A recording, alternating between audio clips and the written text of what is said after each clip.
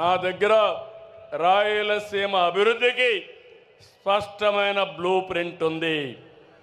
Education సంస్థలు, irrigation, horticulture, పరిశ్రమలు, green energy, tourism, హైవేలు, పారిశ్రామిక కారిడార్లు, ఇండస్ట్రియల్ నోడ్తో రాయలసీమను ఏం చేయాలనో ఒక పక్కా ప్రణాళిక ఉంది.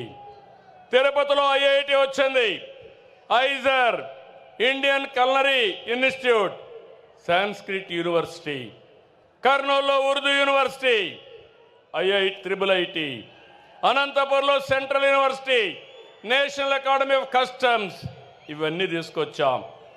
కడప హజ్ హౌస్ మొదలుపెట్టి 90% పూర్తి చేస్తే దాన్ని పూర్తి చేయలేని వాళ్ళు రాయలసీమను అభివృద్ధి చేస్తారా తమ్ముళ్ళు అని అడుగుతున్నా. 6 నెలల్లో కడప హజ్ హౌస్ని పూర్తి చేసి మీ అందరికీ అందుబాటులో తెస్తానని చెప్పి కూడా నేను మీకు తెలియజేస్తున్నా. లేపాక్షి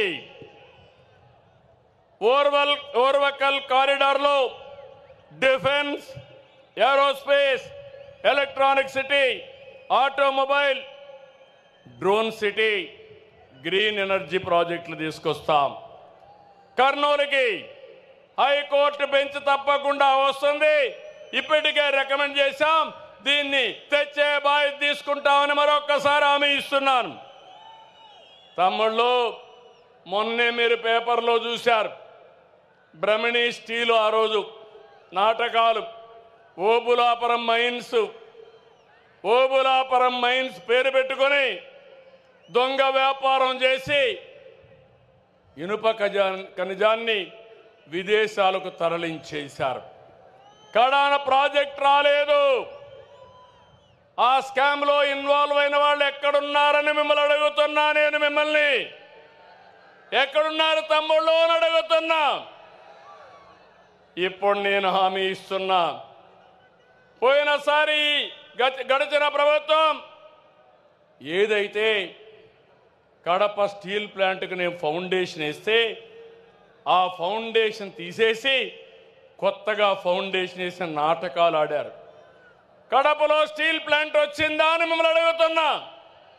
రాయలసీమ స్టీల్ ప్లాంట్ వచ్చిందా అని మిమ్మల్ని అడుగుతున్నా. మీకు కావాలన్నా లేదా అని మిమ్మల్ని అడుగుతున్నా. కావాలంటే చేతులు పైకెత్తండి. ఇప్పుడు హామీ ఇస్తున్నా, 12వ తారీఖు ఒక సంవత్సరం అవుతుంది. 12వ తారీఖు లోపల కడపలో రాయలసీమ స్టీల్ ప్లాంట్ ప్రారంభం అవుతుందని హామీ ఇస్తున్నా.